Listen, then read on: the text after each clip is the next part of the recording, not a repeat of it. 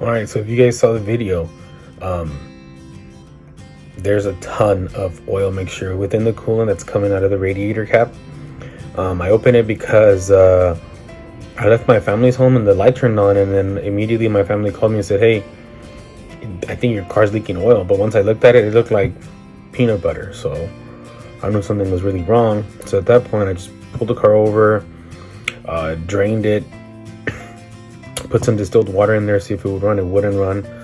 So I was stuck like that for a good while. But eventually, after we made sure that there was no oil in the actual engine, or I'm sorry, not oil, make sure that there was no muddy or peanut butter like mixture inside the engine. Once we checked that out, drained the oil, filled it up, ended up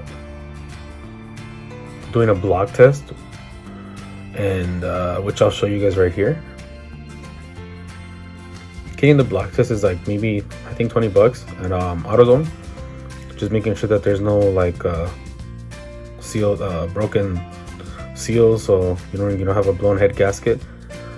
Definitely recommend doing that in case you do think or decide that you're gonna invest any money in the car and fixing it. But what I definitely recommend is just doing that first. Draining the freaking radiator. Once we did all that, I took it to my buddy over at Chrysler. He's a tech there, so once he saw what happened, and he's the one that went over making sure there was none of the oil coolant mixture inside the actual engine. He drained it. He said, "You know what? This is good news so far." So once he determined that the engine didn't have any coolant inside the actual engine, and after he did the block test, he determined that it was actually the oil cooler. So apparently the oil cooler has seals in there, and once they break, the oil pressure is greater, so it goes into the coolant. That's why I'm kind of glad it didn't go into the engine. And luckily for me, I caught it early enough where I was like right in that space where boom, you gotta just act right away before the damage gets worse. So once I did that, he changed the oil cooler out. I've seen other videos where other people run into similar things on like other Pentastar V6s, and they just change the actual seals. I told him we could do that. He strongly recommended against it. Luckily he's my buddy, so he only charged me like $200 to do the job apart from the parts, so that was pretty cheap actually.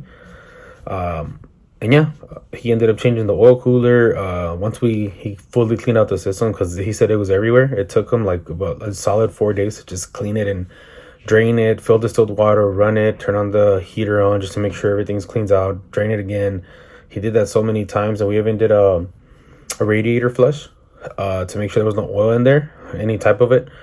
Clean it out as much as we could. So I think all in all, after all the flushes, including the ones I did beforehand, it was a total of like 6 or 7 flushes before we filled it up with the actual coolant. And one thing just to keep in mind, make sure you put the actual coolant for its year. It changed, I believe, to OAT, which is like the purple coolant. It looks kind of red, but it's actually purple, something like that.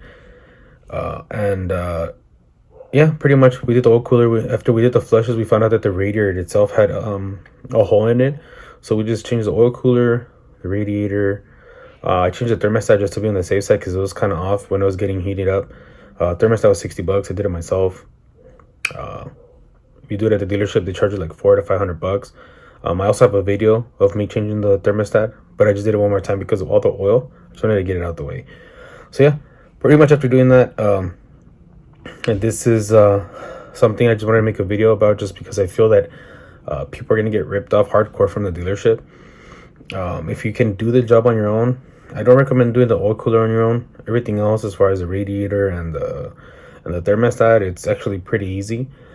There's plenty of videos out there, and just in case you run into this problem, don't think the world's over, because I definitely did.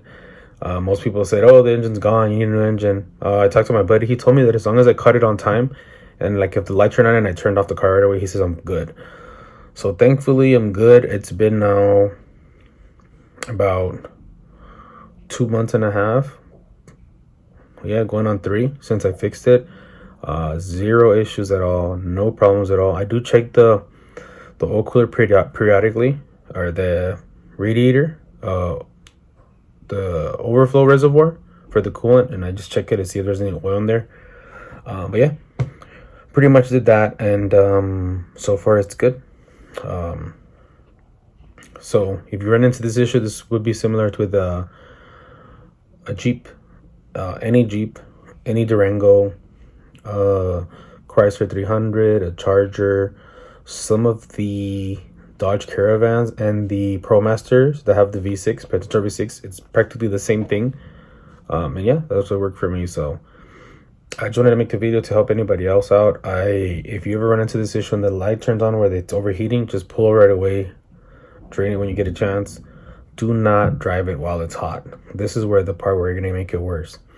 So hopefully this video helped out somebody. If it did, please hit the like button, share it if you can.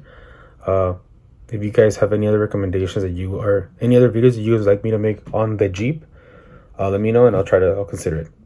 Thank you guys for watching. Peace.